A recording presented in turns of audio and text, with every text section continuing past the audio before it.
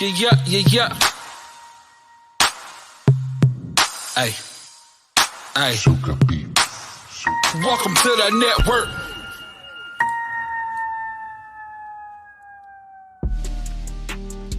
Yo, man, what's going on? What's going on, squad? Y'all know what it is, man. It's your boy Blaze on the Ninth Wonder, Blaze Up Radio Signature Series Network in the building. Welcome to the Dope Bar, and y'all know we got some fire in the building.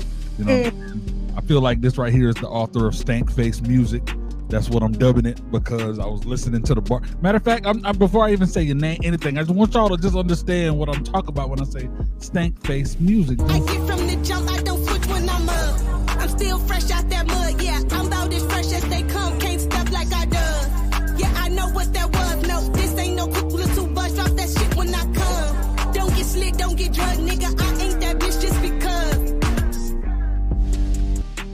And I just gave y'all something light. You feel me? Something slight, just the aggression in the voice. Gianna, how are you doing? Is it pronounced Gianna Farren or Farren? It's Faren. Yes. So I was right. You feel me? Yes, sir. That's right. How are you doing?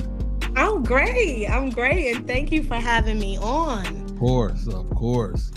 Man, I just very first question I want to go is, what is your approach to when you writing the bars? Because I am somebody I am a fan of lyrics. There's a lot of people that can come on and be like, yo, I came from the bike and I fly a kite, and they do, but I'm talking about you tick all the boxes of the elements, the rhyme scheme, the freaking the punchlines, just all of it. Like, what is your approach when it comes to writing? Usually actually what I'll do is I sit down and talk with my executive producer. Like, we literally have like a therapy session. Yeah, that's great. We'll turn on a beat, and it's more so of finding a feeling and a vibe before the words come. Like, what do I want people to hear? And then I go to skim, whatever syllables sound right. Yeah. Making sure I find those words with those syllables, and then match that timing. So it's a science, it's a passion and a dedication to it. So I love it. I keep talking about it. It's just time has just been the thing that hasn't allowed me to do it yet, but I've been wanting to start a show called Raising the Bars, and it would be a live show where I'll bring different rappers on to rap, but instead of it being just fan votes, because it could be somebody that's trash that just got a good following and they can come and win that.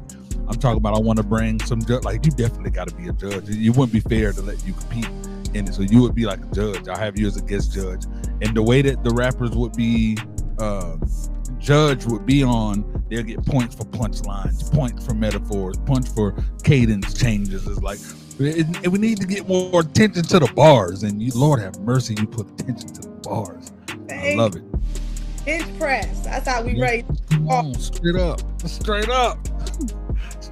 So I've been doing my due diligence is what I do. You feel me? So I understand that your journey from Chicago to Oakland has been filled with incredible milestones. You know what I'm saying? Open up icons like Kanye West until one of my goats, Common. So how have those experiences, shaped your musical identity? It's been more so of really watching and understanding the consistency and the passion they bring to it. And both Common and Kanye, people say what they want to say about Kanye, but he's one of my tops. He's honest, he's authentic, and it doesn't resonate with everybody, but that's why I mess with him so heavy. Yeah. He's Kanye. You know what I'm saying? It ain't no far from the mean. He is who he is. It's consistent, and I respect that. Yes, I'm right there with you on that. And a lot of people got, when it comes to a lot of greats, I would say like R. Kelly, for example, we know the drama and the stuff that they've been through in their personal life, but them abilities, I always say, is God-given talent. You feel me? That talent ain't for the person that the talent is given to, is for whoever is receiving it. So you got a God-given ability. I appreciate you giving me Stank Face Music. I can't go on dates listening to your, I being like, baby, what's wrong? I'm good. It's insanity. I also realized that you know what I'm saying, you're like, that was a bunch of rap right there, but the R&B blends is on another level too. So what inspired you to blend the two, and like how do you maintain your distinctive sound while, you know, navigating through both those genres? First of all, Lauryn Hill to me set the bar with blending rap and singing. Like that's she's my top 5. So really studied the miseducation of Lauryn Hill, and even her live shows to see how she moves and what she's doing and how she's blending, when she's stopping, how the harmonies is coming in. Yeah. A real thing.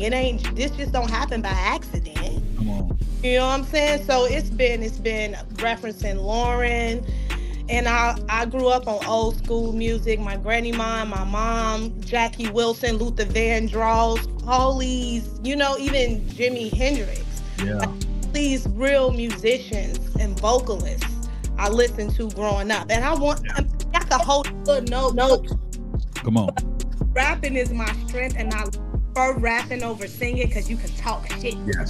Yes. And I ain't gotta hold too long. I can just get. Come on. Exactly. You know what I'm saying? So like I can hold a little melody or whatever, you feel me? But that's why I love being a songwriter, because I got some singers that I write for and I let them speak that. But then when I get the itch and I gotta hop on the mic, you know what I'm saying? I dive in that. So this is a question that normally I wouldn't ask, but because I've been having to deal with it so much, I just been wanting to hear other people's perspectives on what is your perspective from this Drake and Kendrick situation, and the question that after you give me that, follow it up with, do you think this approach is good for the game?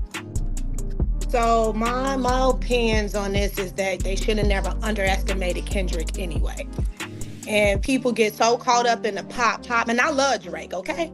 But Kendrick is my top 5. That's the artist I study and I look up to, right? And I underestimated him anyway. You know what I'm saying? So it's unfortunate for the people who did. Drake, I messed with Drake, but now what I think has happened is that the culture is being rebalanced. Now it's about, can you rap or sell songs? This is hip hop, this is culture, this is lyricism. This is the way we relate to the people. Come on. And so it's about artistry. And that's what Kendrick embodies. He's an artiste. Come on. Okay, and so artiste. Come on, artiste. The finger out there, yeah. And what it did for rappers like me that care about what is being said and what they say matters. It's doors open. The doors. So I was so happy. I was like, yes, they not like us. They not like us. That's what he's talking about. You get what I'm saying? My nephew, I'm like, I don't understand how my nephew know anything about the BPOV. What the hell? I'm like, how you know what that is? He's lying. Like, he did so well in the pop, but maintain the lyricism, the sustenance, the culture, the talking about something. Can we have that come back around? Please? Come on. And people just don't understand. Is like it's just a genius behind all of it. You feel me? It's a genius behind all of it. I remember you know how they do the verses or whatever. So there was the verses where, you know, it was the Locks versus Dipset, and Lord have mercy, that thing was lyrical heaven. And then I remember the next one, I believe, was Fat Joe and Ja Rule, and I remember Fat Joe, I just knew his mindset. He just knew, I'm about to come kill this dude. Dipset them just, and you know, and the Locks them just did this. I'm about to, but Ja Rule ended up being the one that murdered it, because when it came to, they put, you know, a rapper versus someone who just got hits, and verses is normally for, you know what I mean, for hits or whatever. So in one sense, people was like, oh, you know, rap still not gonna da. You know, it's not, you know, it's still all about the hits, and it ain't about, you know, the punchlines and the lyrics and stuff. So during that time frame, it's driving me crazy. But like you just said, this right here, the positive in just this whole beef situation is what Kendrick is bringing back, is making you have to listen and making that listening acceptable again. And I love that. Me I too. freaking love that. Me too. I went to the he like, Come on. Straight up. So so now you talked about, you know, some of your influences of, you know, rap and R&B, you know, like you know, of course, Kendrick or whatever. Who else are some influences out of I know you also said Lauryn Hill, but who else in your field, female rappers, do you Nicki Minaj. Yeah. MC Light. I listened to MC Light growing up too, and people used to tell me I sound like her too. A lot of I promise you, as you was talking, I was going to say, you had said my top 5, and the way you said 5 is exactly like MC Light. And I was going to say it, but I'm glad you said it. Yep. So, but especially of all three, it's Lil' Kim. Yeah. And you know, she got what I like to call bitch bars, and that's basically talking about a whole bunch of woman stuff. Yeah. Right? I got bitch bars too. I'm a female. Yeah. You know, but what I still think she did, whether it was through the help of Biggie or not, is that she still, even her music has some lyricism in it. It still has some storytelling in it, and even though banging and pop, I think she did a great job of blending those two, and then having males for the first time I can recall, because I grew up on Lil' Kim, having male rappers, but I mean males play her music. Yes. That for me was like, okay. Exactly. Okay. Yeah. This is lit. Come on. Yeah, it's Nicki, it's MC Light, and it's Lil' Kim. I like Foxy too, but when I'm talking about people I really listen to, it's those three. Heck yeah. So what's crazy is when just from the few things that I have listened to from you and from them, you don't. What's crazy is outside of the lyrical content, the art form of it, it don't come off like your average female rapper. You know what I'm saying? But at the same time, it don't come off like you're being butch, or you know what I'm saying? Like, how do you define that style of what you do? Because your sound don't sound, you're inspired by them, but you don't sound like them. You truly just sound like you. Thank you. And it was trial and error, honey. Yeah. It was trial and error, and I got to give flowers to my executive producer, because what I'm really serious and not about not being a female rapper that's out here bashing niggas. Yeah. Right. I'm raising a son. Lord. I don't tell people that, but I'm raising a son. Right. I'm not doing that. So like when I'm sitting down with my executive producer, who's a man, and my other male family members, I respect them. And I want that balance. I want that balance of femininity and masculine energy to come through in my music. Because I think for me, that's important. I'm a tomboy growing up. So I like kicking it with the fellas because I learned so much from y'all. And then having positive female influences in my life too, I'm able to bring those two together and filter it through Gianna Farren, my perspective, how I see life. So it's just really being 100% authentic. And like Kanye, not deviating. Yeah. Even if people don't like the way I sound, the way I look, my sister lies to me, Come on. Because this is real life, and that's what makes real music. I love it. I freaking love it. So dope. So you've been you all obviously recorded, performed alongside some greats, you feel me? And what was doing like with Tech Nine, like so I was like I was back. That's when I said, okay, I think I can rap, and I got out here. I was always in boy groups. I always guys, and that opportunity came because who they knew, and they was like, you can open up. We opened up for Tech Nine. I slept in his house on his couch on the floor like kinda like. I could not, and he was so nice and down to earth. And I was like, but I was young then, but I got on stage. It was a little stage fright because his crowd, his fans messed with him. Yeah. everybody he bringing on, they mess with you too. So they do give you a chance. So it was a life-changing experience, and I kind of became addicted to the stage. Yeah. Like, oh my God, I got this power of influence, this gift that what I say people listen to. Oh, I'm slide. Yeah. I want to do. So I take it them pandemic years was torture. You know what? You know what got me back to pursuing this music thing? I was just telling someone else I know this. At first, I was just gonna hang it up and say I'll probably just write, but you know, it's like the time of the female rapper. My baby, and Cardi B is playing on the radio, and I'm looking through the rearview mirror, and I see him just looking out the window, and I'm like, what is he thinking about? And I'm like, you okay? He was like, yeah. He said, but can I ask you something? I can't make this up. Yeah. Like, what? He gonna say, why are you not on the radio?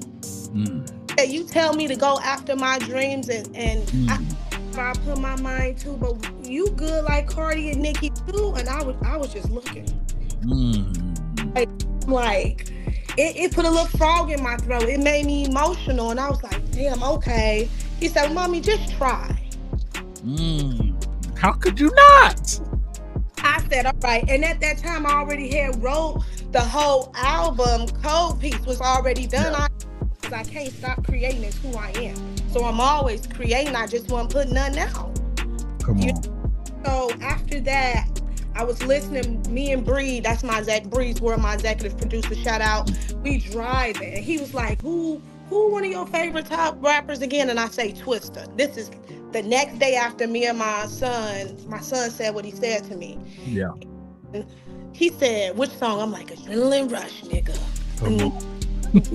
You know, he turned it on. We started freestyling. He said, all right, when we get back to the studio, I said, we about to slide. Come on. And look, come on, bruh. And it slid. I was able to be me, talk about who I am, and still pay homage to that drum line and her knee. Yes. Hey, we gonna get more into Cold Piece after this. You know, we gotta pay these bills, you feel me? So y'all we'll be right back. Y'all know what this is, man. Welcome to the Dope Bar. Let's get it back.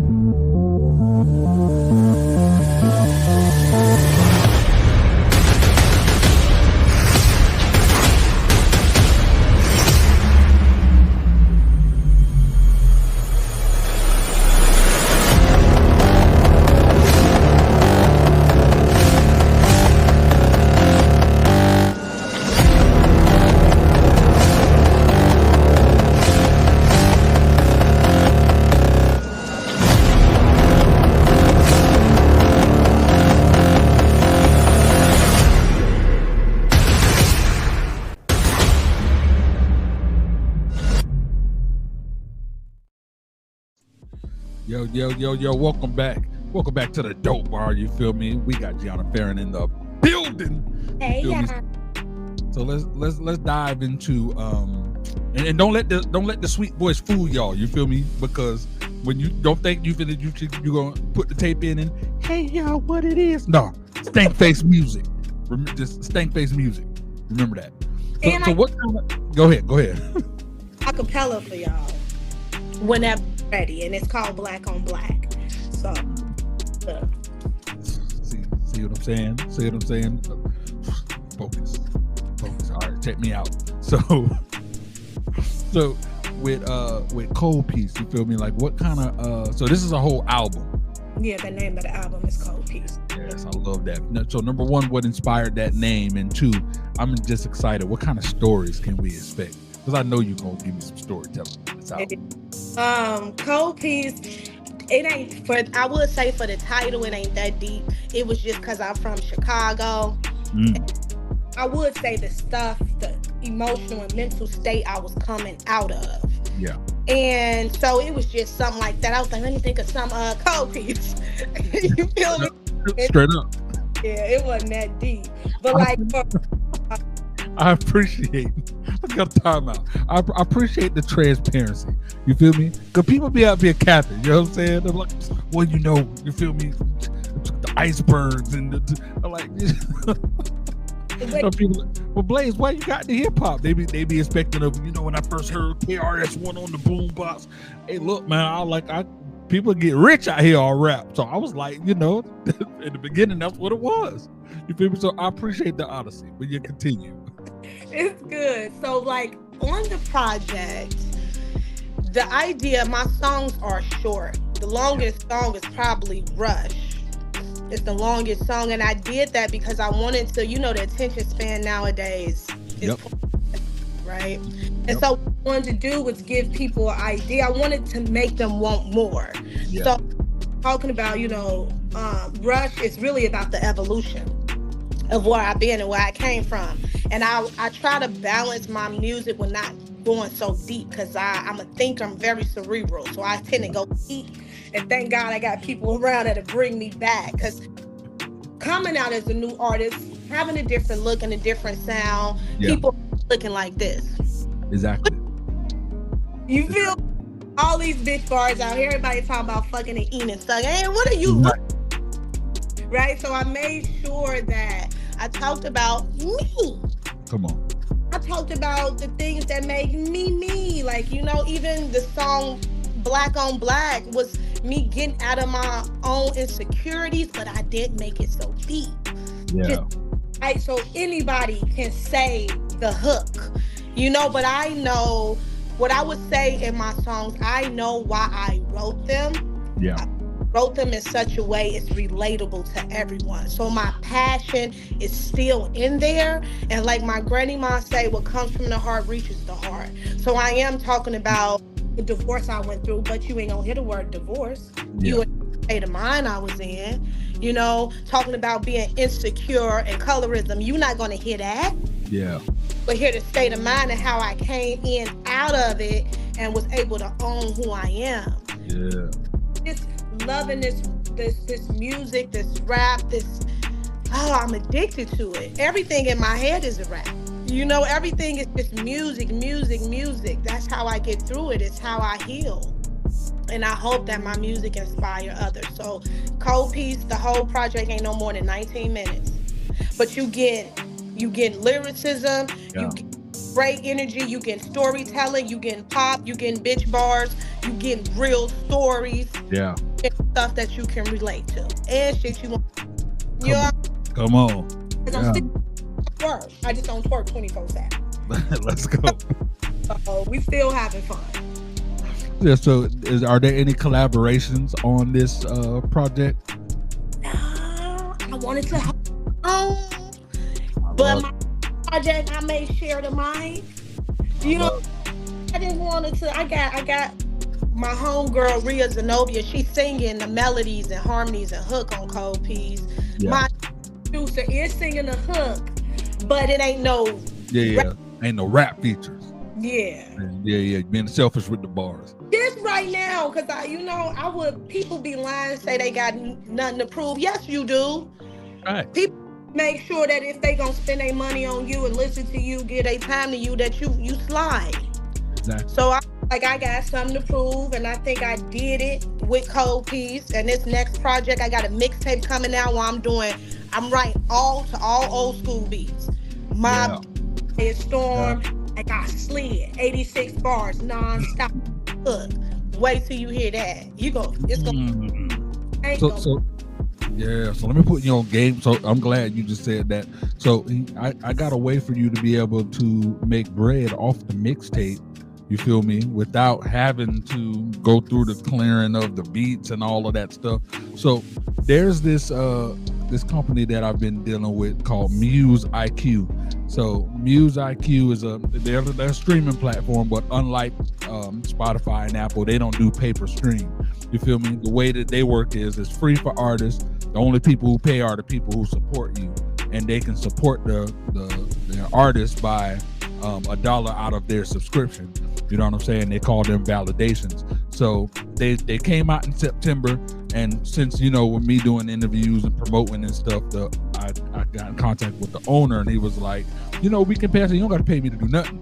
I said, because I'll just utilize the the service. I said, when y'all make some money, you know, you handle that. But right now, I said, I already know I got a little following, so you know, I'm gonna make the bread. So just on my own with because with me running the businesses, I'm only part-time, you know, rapping or whatever. But with that, I'm making this last thing was $235, and each month I'm making at least 200 and something off of, because when they pay their monthly subscription, you know, they pay $1 out of that, you know what I'm saying, to you. Okay. You feel me? Matter of fact, I can show you better than I can tell you. But here, check this out. So this right here is showing all the notifications of people who validated me. You feel me? It also allows them to comment on your songs through the app. You feel me? So there's all different people just commenting on all the tracks. You know what I'm saying? They got charts, like according to your engagements, they got like charts or whatever. So they got hip hop charts, R&B charts, pop charts. You feel me?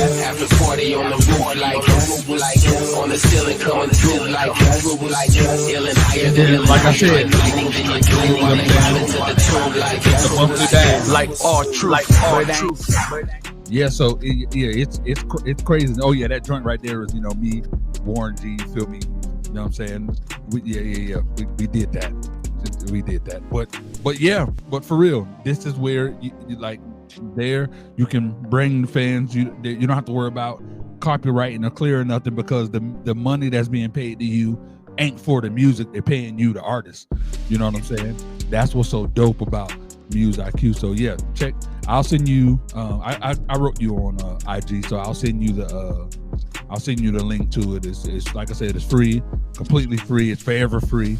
On those charts, let's say if you like in the top 5 of them charts, every few months they pay out incentives to the artists to give them some bread just to continue to push through the platform. So yeah, that'll be a dope spot for the mix, because you know you can't put mixtape stuff on Spotify and Apple Music, so you got a place you can put it in, make that money. So yeah. Come on, thank you. I'm utilizing it. Straight up, of course, straight up. So the mixtape. So what's making you want to do the mixtape and give us some more Stank Face music? Actually, my cousin, he was just like, you know, would it be a good idea? Just to prove my validity and why I belong in here. Yeah. And he was like, you go and get all the old school legends who beats was slide back then, and you get on it and you show them what you do. I said, at first I was a little intimidated. I was like, hey, what? No, you can do it. You tripping. Get out the way. Get out your own way, Gianna. So I made it happen, and I did. So far, I recorded The Quiet Storm, and then Sugar Hill with AZ. Ooh. And that's it. It's lit. There you already know. I'm excited. I was talking to my people. I said, this really gonna open up doors for me. Like, for real music people, the culture, the industry, the way I can break through is just like this. I said, so I need to get ready. So I've been getting mentally ready, because when y'all, it's crazy. I surprised myself. And what I would say, it was the most challenging thing I ever had to do as a music artist, because there are so many cadences and so much different timing that I had to attack and still own that character. You know, I make it look easy, but this shit is work. You know what I'm saying? Really just barring out and no, that's a weak bar. We're not using that. Let's try this one. You know? People don't understand. People be hitting me up for features and be like, all right, so like I'll tell them like, all right, now I ain't gonna lie to you.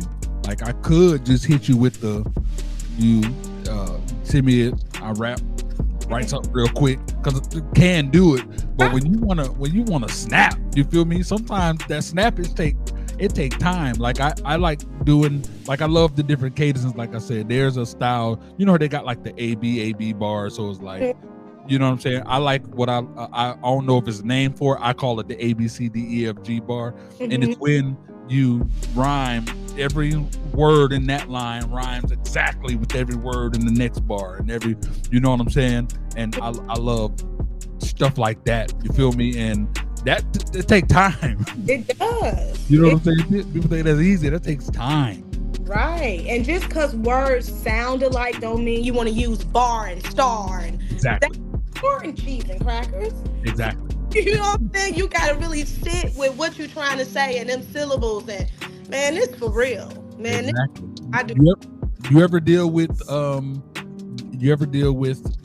you know you just said something crazy and it just flies directly over people's head? I did. I have. And I was like, I even asked my cousin, I was like, wasn't that wrong that I just said? Did y'all not hear what was just said, man? You didn't hear that? He was like, no, that shit is lit. That shit is lit. I said, people be missing it. I always thought I was like, man, I'm just different. It's just killing me.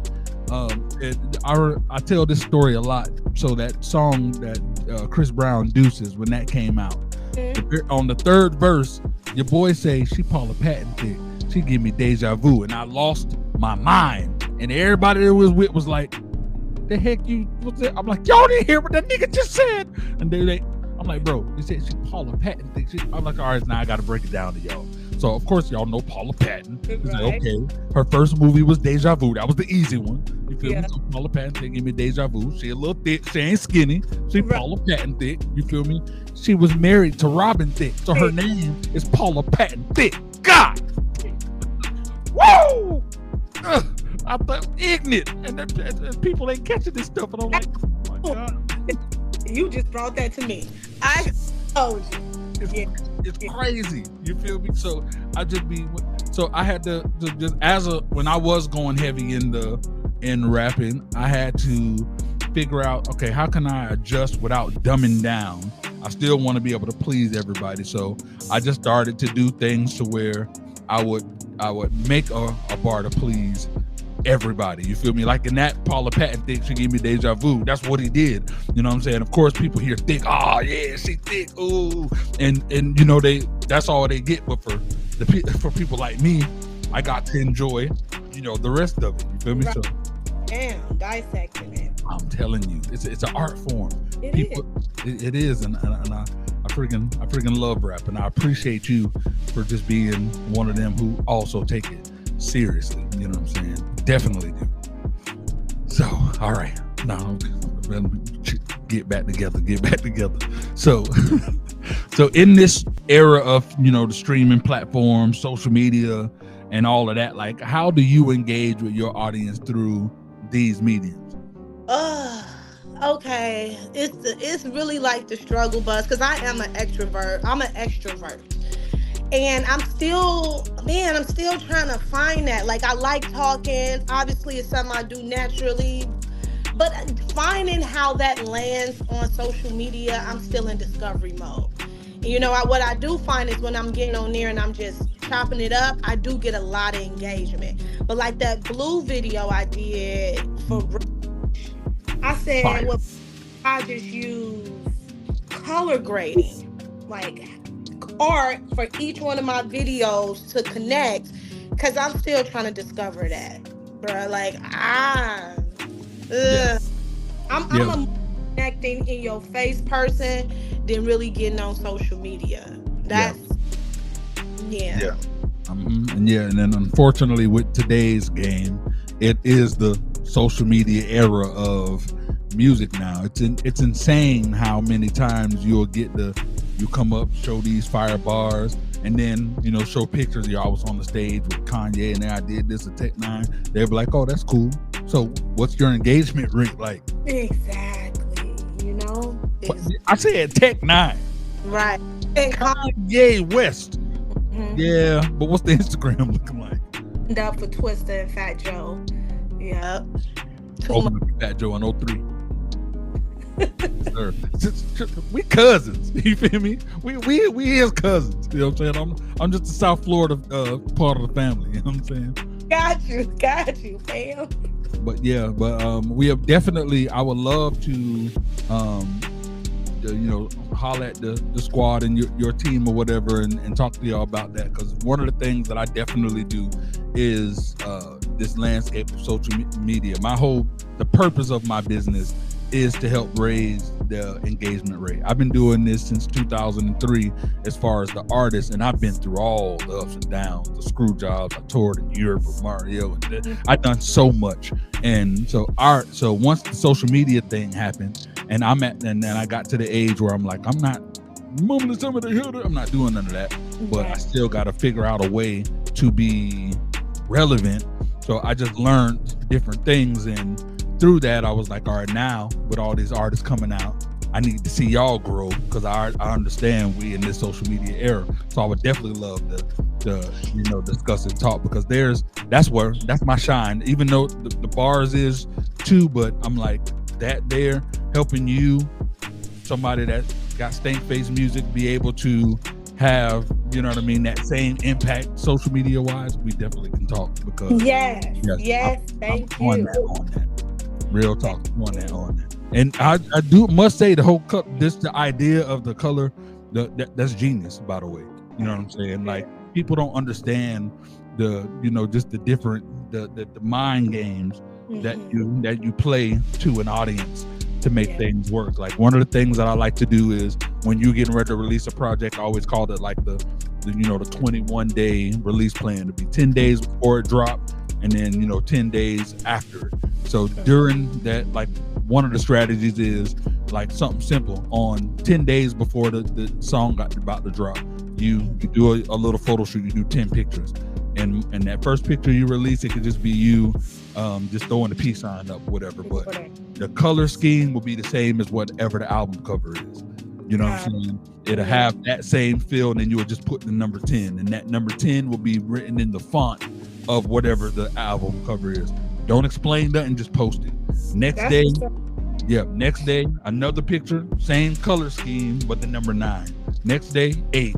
By the time you get to 7, niggas like, what the hell is you counting down to? First off, then at number 5, you hit them with the album cover. Now they don't understand why they're so drawn to it, because you've been beating them across the face with the color scheme. What a lot of people fail to do is they'll every 10 days away, got a new album coming out. Next day, same thing, got a new album coming out. By the 7th day, all right, nigga, we know it's coming out on that day. Quit force feeding me. But liminally and subconsciously force feeding them by, you know what I'm saying? It's them type of strategies people don't pay attention to. So, like I said, I got you. We gonna speak. You feel me? Okay, that's what's up. That's a great idea too. Yes, big time. So, all right, I got two more questions, and we'll get up out of here. So one of them will be, so your personal growth and reflection from this. Like, we know that music obviously is one of the biggest parts of the soundtracks of our lives. So how has your own story and the landscape of Chicago and being in Oakland, like them two crazy, like you got to be like you propel bullets off you type of toughness from Chicago, and then you feel me. So I was like, just growing up in that landscape of your life really helps your approach in music. Growing up in inner city Chicago with my brothers and cousins and them, you gotta be tough, first of all, because the streets is crazy, and this is Chicago we talking about, but it also made me aware to watch my surroundings, listen to what people saying. And even my mother told me, you listen to what people not saying when they talking. You got to be able to read between the lines, and you got to be able to read the room. So like when I came to the Bay Area, it was, to me, just a more subtle version of what Chicago is. So it was easy for me to thrive and pick up, and you know what I'm saying? I'm like, oh, I got this. You know what I'm saying? But musically, what both of these places have done for me is just help me stay grounded in who I am, because Chicago is so raw, and so is the Bay Area. They're such authentic cities, and the cultures here is you own who you are and you stand on it. You stand 10 toes down so motherfuckers know where you stand. So it's been keeping me grounded and keeping me thorough and keeping me authentic. So I'm grateful for that, and both have influenced my sound, and you will be able to hear that through all my music. I love it. I love it. And what kind of advice would you give to like other aspiring artists looking to break into, the rap and R&B scene? You know what I'm saying? And not just these new cats. These new cats, I'm talking about people who have been doing it before this social media era ushered in, and now, talent ain't the way in the door no more. You feel me? Right, Now, like me.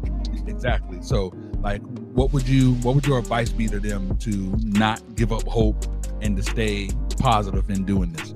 I would say the mere fact that you're here breathing in this oxygen, and it's that you belong to be here, first of all. So the mere fact that you're here, you belong.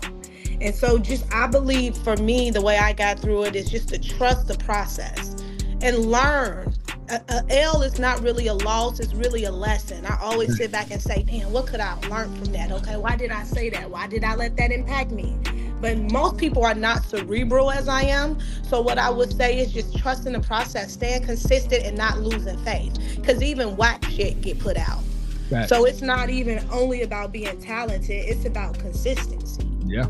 And then lastly is that the real bag is relationships. It's not the money. The real bag is relationships. So nurture your relationships. Get out here, network, and just be authentic. Somebody gonna see you. This shit gonna land. This shit gonna work. Big facts. I love it. I love it. I love it. Thank you so freaking much for just being you. You know what I'm saying? Absolutely fire. I definitely can't wait to do some more talking with you and the team. You know what I'm saying?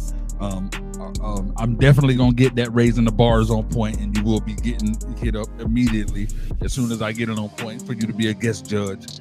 You know what I'm saying? Because obviously you'll win it, so I don't even know if you'll be alive. I thought what we might do is just like, all right, we're gonna judge her anyways and just see where it go. But I already know you're gonna murder it. So, but also my manager want me to do an acapella.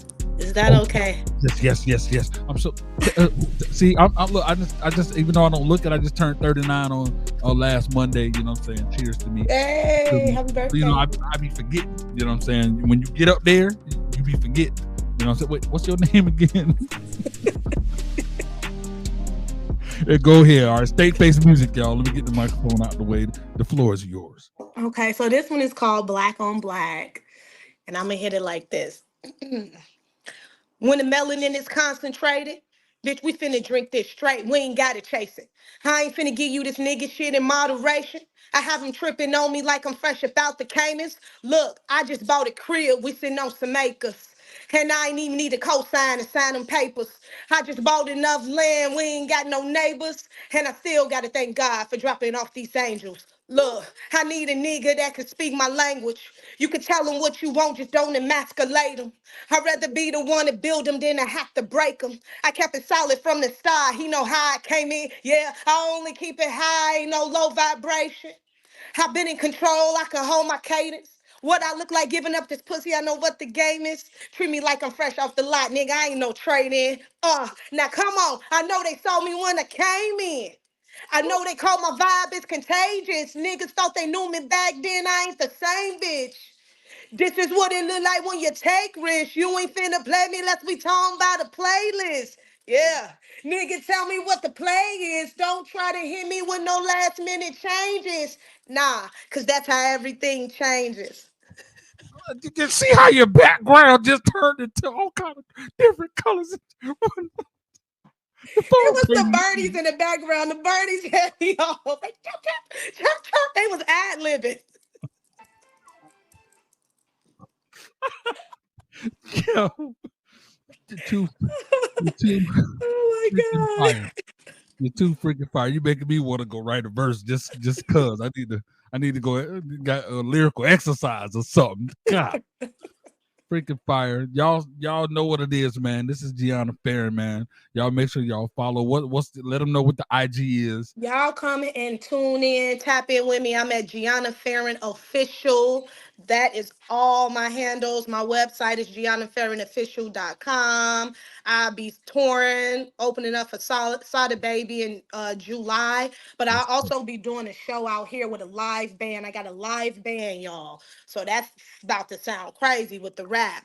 Yeah. So I'll be doing a show in August, and I'm going to make sure I do that virtually too so people can tap in and check in. We're going to see if we can set that up. But my new song, Get Money, coming out June 13th. If y'all liked Rush, y'all really about to slide with this one. So yeah, just, tap in. Y'all make sure y'all tap in, man. Y'all know what it is, man. This has been another episode of Welcome to the Dope Bar. It's your boy Blaze, Hunter Knife Wonder. That's Gianna. We went from gas to electric, finna charge it. Had to hit the plug, he was there when I parked it. I ain't going back, I'm the bitch that's been evolving. Look at all the things that I didn't get that I'm involved with. You ain't finna catch me in that janky ass department. Only thing you catch is this fade if you start shit. I've been on the up, hard to hit a moving target. Everything gon' change when my product hit the market. Hey, don't sleep, yeah, better stay away. I ain't on no treadmill, we don't run the place. Send the paper to my lawyer, let him take a second tag. If it's one thing I learned, better learn from your mistakes. Started from at the garden when niggas hard